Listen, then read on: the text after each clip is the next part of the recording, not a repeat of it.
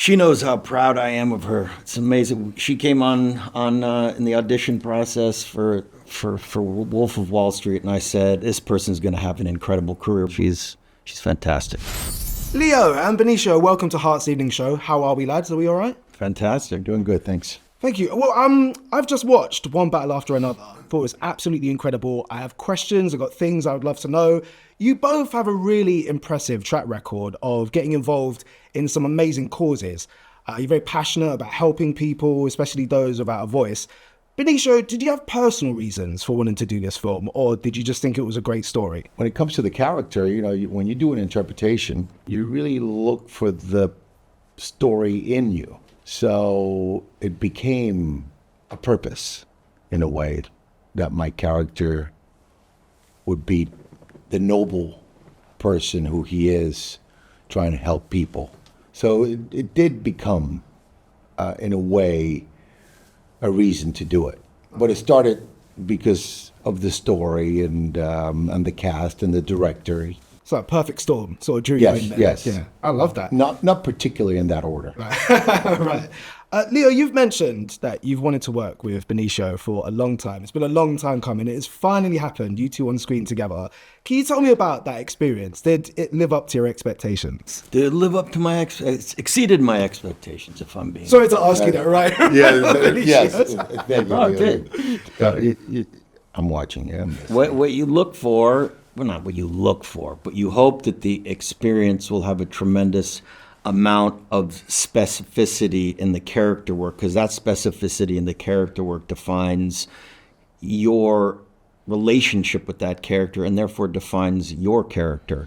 And the fact that, we knew, Paul and I knew when we were discussing this character of Sensei Carlos, that there was absolutely one person for the job, and that was Benicio. He was off shooting another movie, Phoenicians. We stopped production by 2 or 3 months to wait for him, because there was just nobody that could bring Sensei Carlos to life. And he came in with a tremendous amount of ideas and specificity as to the code of who this character was, what he would do and wouldn't do, because my character is this ex-revolutionary that has his back up against the wall, that is looking for answers. And who does he go to? He goes to his daughter's karate teacher because he's got nowhere else to go. I'm in his hands. And so he created this ecosystem by the choices that he made of what his character would do that changed the course of the whole movie. And that gives you the kind of freedom and fun and exhilaration as an actor to say, wow, we're on a separate road trip now. A lot of that stuff wasn't written into the screenplay. We kind of veered off into a side road of Sensei and Bob, and that was as a result of the choices that he made very early on and the specificity of his character work. So it exceeded my expectations. Well, we all participated in that, but yes, thank you, Leo. It's right back at him. So how does that work if you're also actors but also friends? Do you ever feel like it's your place to maybe give compliments? Like, have you ever maybe sent Leo a message, gone, just see one of your films, thought it's brilliant, 5 stars, or like a good luck message, anything like that?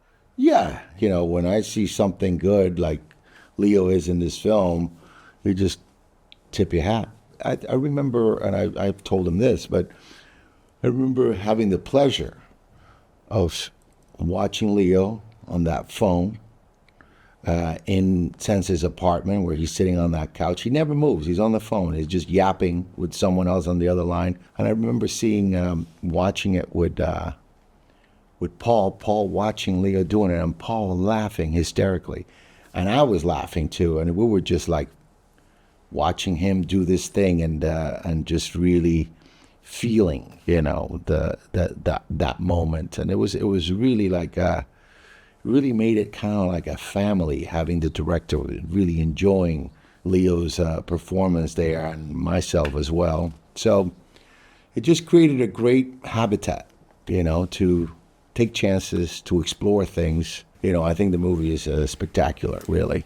I love that game recognizes game amongst actors. Actually, we had a really nice message from one of your old co-stars. We talked to Margot Robbie the other day. She was so excited about seeing the new film. We actually got a little message from her if you want to have a little look. And actually, I've heard the movie is incredible. I can't wait to see it. Like, incredible. I'm dying to see it. When are you going to get to see it again? Is you get to see it when you talk to him? You're going to get to see it on Monday? God, I'm jealous. I really want to see Amazing. it. Yeah. I'll just say that. Just say Margot says hi. Yeah. That's nice, isn't it? I like this. It's sort of a bit Victorian, passing messages back and forth. Do you want me to pass one back next time you speak to Margot? She knows how proud I am of her. It's amazing. She came on in the audition process for Wolf of Wall Street, and I said, this person's going to have an incredible career. But again, what she did with that opportunity and the type of artistry that she's put up on screen, the choices that she's made, it's absolutely incredible. She's fantastic. I love that. There are so many incredible performances in this film. A real standout for me, though, Tiana Taylor and Sean Penn, absolutely incredible. I mean, the way Sean's able to transform almost into another creature, the way he just moves his face. What is it like performing somebody who's absolutely nailing it? Does it make you in some way feel like you have to up your game, or do you just sort of stand back and admire? I only had one scene with Sean, but I mean, I think both of us he's been highly influential to both of us. Yeah. I've heard him say that too. He's, one of the great actors of his time. And to have him step into this role, I knew he was going to bring something so interesting, so unique. What surprised me watching the movie is, you have a setup of a villain. The guy's, his name is Lockjaw. He, not to give away too much about the character, but he brought a humanity and, I don't know, this flawed sort of humanity where you almost feel sorry for him at the end of the day. I knew he would bring another layer that wasn't a typical choice for a villain, just because he's Dangerous, funny. Yeah. Gents, I could talk to you all day. It's been an absolute pleasure. Thank you so much. Thank Cheers. you. Thank you. This